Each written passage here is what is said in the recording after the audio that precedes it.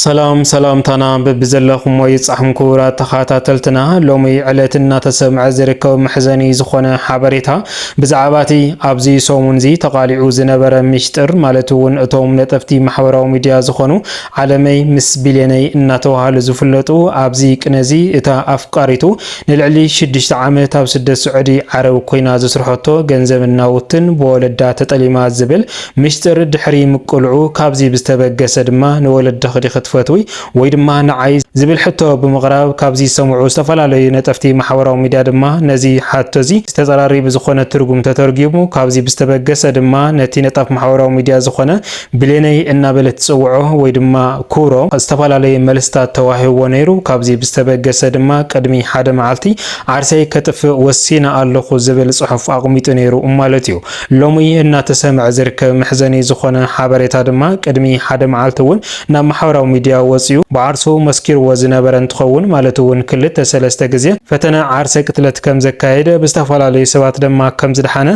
እናተ ነገር ነይሩ ነገር ግን እዚ ሰብዚ ኣብ ሕክምና ከም ዝሓደረውን ሓበሬታ ወጽዩ ነይሩ እዩ ሎሚ እናተ ሰምዕ ዝርከብ ሓበሬታ ብዛዕባቲ ኩሮም ወይ ድማ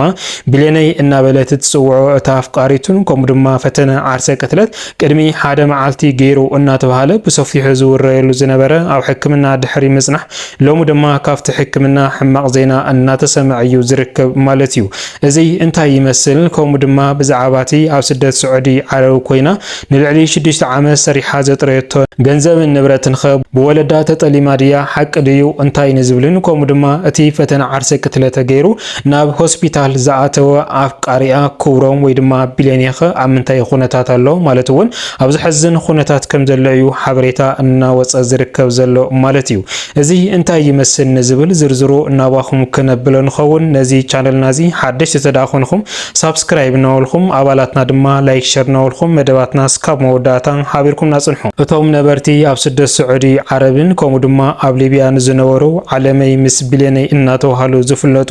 ማለት ወነጣፊ ማሕበራዊ ሚድያ ዝኾነ ክብሮም ተስፋይ ቅድሚ ሕዚ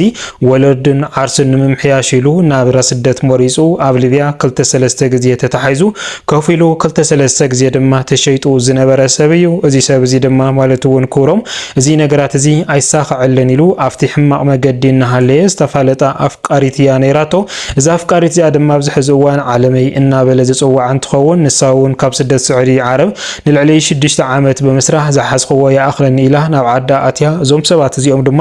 ናብ ትግራይ ተመሊሶም ሓዳሮምን ንሮኦም ክመርሑ ኣብ ዝበልሉ እዋን ምባርከስ ኣብ መንጎ ክልቲኦም ዘይምስምዕማዕ ነገር ነይሩ እዚ ዘይምስምዕማዕ ድማ ስድራ ቢልዮኔይን ስድራ ዓለሜን ኣብዚ እዋን እዚ ክፈቃደኛ ክኾኑ ኣይኸኣሉን እዞም ሰባት እዚኦም ድማ በዓርሶም ብዝገበርዎ ማለት እውን ሓዳር ክገብሩ እዮም ወሲኖም ብዘይካ ፍቃድ ወላዲ ማለት እዩ ነታ ዓለሜ እውን ካብ ገዛኣ ወፅያ ንሱ እውን ካብ ገዝኡ ወፅዮም ንወለዶም ኣይንሰምዕን ኢሎም ፍቅሪ ጀሚሮም ከም ዝነበሩ ካብ ፍቅሪ ጀሚሮም ድማ ውላድ እውን ኣፍርዮም ከም ዝነበረ ዝፍለጥ እዩ ማለት እዩ ክቡራት ሰማዕትና ምባርከስ እዞም ሰባት እዚኦም ነጠፍቲ ማሕበራዊ ሚድያ እንትኾኑ ዝተፈላለየ ቻሌንጅ ኢላ ተቐበል ድማ ንሮኦምን ሓዳሮምን ዝመርሑ ዝነበሩ እንትኾኑ ኣብዚ ሰሙን እዚ ብዝተፈጠረ ችግር ግን ኩሉ ሰብ ንዓብይ ፈጢሩ ይርከብ ማለት እዩ እዚ ሰብ እዚ ማለት እውን እቲ ቢልዮኔይ እናበለት ትጽውዖ ኣፍቃሪያ ኣብዚ ሰሙን እዚ ናይ ዓለመይ ጉድ ወይ ድማ ምሽጥር ቤተሰባ እናበለ ክፍሊ 1 ክፍሊ 2 እናበለ ናብ ማሕበራዊ ሚድያ ተዘርግሖ ድሕሪ ምቕናይ ዝተፈላለየ ተጸራሪ ሓሳብ እዩ ክቕበል ኽኢሉ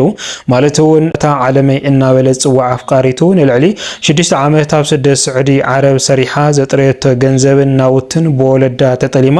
ወለዳ ድማ ኣይህዋን ኢሎም ፍላይ ድማ እታ ወላዲታን ሓፍቲ ኣድያን እናበለ ኣብ ማሕበራዊ ሚድያ ምሽጥር ተቃልዕ ድሕሪ ምጽናሕ ካብዚ ብዝተበገሰ ድማ ዝተፈላለዩ ተኸተልትን ነጠፍቲ ማሕበራዊ ሚድያ ዝኾኑን ገወንኻ ኣብ ውሽጥኻ እዩ ሓገዝኻ እውን ኣብ ውሽጥኻ እዩ ከምዚ ክትብል ኣይብልኻን ብዝብል ተጻራሪ ዝኾነ ሓሳብ መሊሶምሉ ነይሮም ነገር ግን እቲ ንኹሉ ህዝቢ ዘቆጥዖ ሕቶ ድማ ነታ ኣፍቃሪቱ ዝኾነት ነታ ዝኣምና ተኣምኖ ዝኾነት ማለት እውን ቀጥታ ናብ ማሕበራዊ ሚድያ ኣውፂኡ ንዓይዶ ትፈትዊን ወለድኺ ብዝብል ሕቶ ኣብ ዘሳቀየሉ እዋን ኣብዚ እዋን እዚ ድማ እታ ኣፍቃሪቱ ዓይንታ ንብዓትና መለእት ንዓኻ ኣብ ዝወለትሉ እዋን በኣርከስ ብዙሕ ህዝብን ነጣፊ ማሕበራዊ ሚድያ ዝኾነን ነቲ ክብሮም ዝበሃል እዩ ፍርዲ ክፈርደሉ ኽኢሉ እዚ ነገር እዚ ድማ ብሓይሊ እዩ ቪድዮ ዝስራሕ ዘሎ ብሓይሊ እዩ እውን ዓሚፅዋ ዘሎ ዝብል ሓበሬታ እውን እናተሰምዐ ነይሩ ማለት እዩ ንሳ እውን ማለት እውን እታ ኣፍቃሪቱ እውን ብሕማቅ ጌጋ ተረዲኡኹሞ ስለዚ ይቅርታ ግበሩሉ እናበለት ኣብ ማሕበራዊ ሚድያ ወፂሃ መልእኽታ እናመሓላለፈት ዝነበረት እኳ እንተኾነት ነገር ግን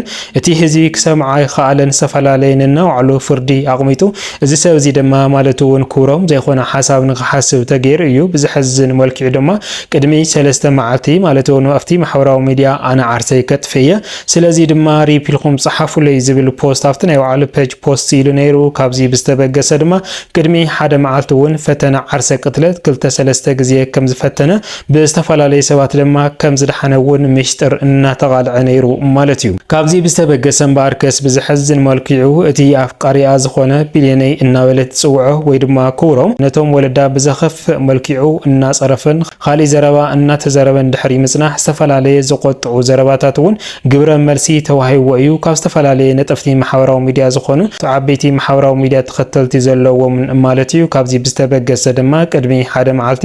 ፈተና ዓርሰ ቅትለት ካይዱ ተዋሂሉ ተቐቲሉ ዝተባሃለሉ ኩነታት እውን ነይሩ ነገር ግን እዚ ሰብዚ ብዝተፈላለየ ረድኤትን ሓገዝትን ናብ ሆስፒታል ኣትዩ ከም ዝሓደረ ዝፍለጥ እዩ ሎሙ ድማ ብዝሕዝን መልክዑ እናተቃልዐ ዝርከብ ምስጢር እዚ ሰብዚ ማለት እውን ቢልየነይ እናተባሃለ ዝፍለጥ ብኣፍቃሪቱ ኣብ ሕክምና ድሕሪ ምእታው ኣብቲ ሆስፒታል ኣትዩ ድማ ከቢድ ዝኾነ ክትትል ከም ዘጋጠሞ እዩ እናተሓበረ ዘሎ እዚ ሰብዚ ፈተና ዓርሰ ቅትለት ገብር ኣብቲ ፈለማ እዋን ማለት እውን በራኪና ሰትዩ ከም ዝነበረ ጽንሕ ኢሉ ድማ ማሕነቕቲ ፈቲኑ ከም ዝነበረ ኮታስ 2-3 ግዜ ርእሱ እውን ብእምኒ ብዓርሱ ከም ዝወቅዖ ካብ ዝተፈላለየ በረኽቲ ቦታታት እውን ይወድቕ ከም ዝወዓለ እዩ ተዘሪዩ በኣርከስ ድሕሪ እዚ ብዝተፈላለየ ኣዝማድን ቤተሰብን ዝኾኑ ናብ ሆስፒታል ኣትዩ ኣብ ሆስፒታል ድማ ልዕሊ 2-3 ሰዓት እውን ዝሰሓተሉ ኩነታት ነይሩ ሎሚ ዕለት ድማ ብዝሕዝን መልክዑ እዚ ሰብዚ ኣብ ከቢድ ዝኾነ ክትትልን ክወፅእ ኢልካ ኣብ ዘይግመቶ ደረጃ ከም ዝበጽሐ እዩ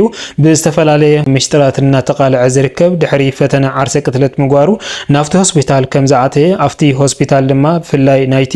ባራኪና ዝሰተዮ ማለት እውን እዚ ሰብዚ ክድሕን ከም ዘይኽእል እዩ እናተዘረበሉ ዘሎ ማለት እዩ ክቡራት ሰማዕትና ብጣዕሚ እዩ ዝሕዝን ሰብዚ ማለት እውን ካብ ቤተሰቡ ስለ ዝተገለለ ቅድሚ እውን ዝነበሮ ቤተሰብ ኣብቶም ተጠቀምቲ ማሕበራዊ ሚድያ ዝኾኑን ተኸተልትን እዩ ስለዚ ድማ ጸጎም ሓጎስን እናካፈለ ዝመጸ ሰብ እዩ ቅድሚ ዝተወሰኑ ኣዋርሓት ማለት እውን ናይ ሰበይቱ ሕርሲ ናብ ህዝቢ ኣብጽሑ ድታ ሰበይቱ እውን ከም ዝወለደት ድሕሪ ድማ ውላድ ረኺብና ኢሉ ፖስት ከም ዝበለ ነገር ግን እዚ ሰብዚ ዝተፈላለየ ጸገማት ኣብ ዝወጽሕሉ ዝተፈላለየ ሓጎሳት ኣብ ዝረኸቦ ኩሉ ግዜ ናብ ህዝቢ ዘሕልፍ ዝነበረ እንትኸውን ኣብዚ ቅነዚ ማለት እውን ኣብዚ ሰሙን ብዝተፈጠረ ችግር እውን ልክዕ ከም ናይ ወትሩ ኩሉ ግዜ መፍትሒ ክረክብ እየ ብዝብል እዩ ናብ ማሕበራዊ ሚድያ ኣውፅኡ ነታ ሰበይቱ እውን ንዓይደት ፈትዊን ወለድኺ ከምኡ ድማ ወለድኺ ከምዚ ገይሮምኺ እናበለ ብዝሕዝን መልክዑ እናተዘረበ ዝነበረ ማለት እዩ ነገር ግን ናይቲ ህዝብን ነጣፊ ማሕበራዊ ሚድያን ቁጥዖ ዝፈጠረ ግን ናታ መልሲ እዩ ኣብቲ ግዜ ንሱ ወይ ድማ መልሲ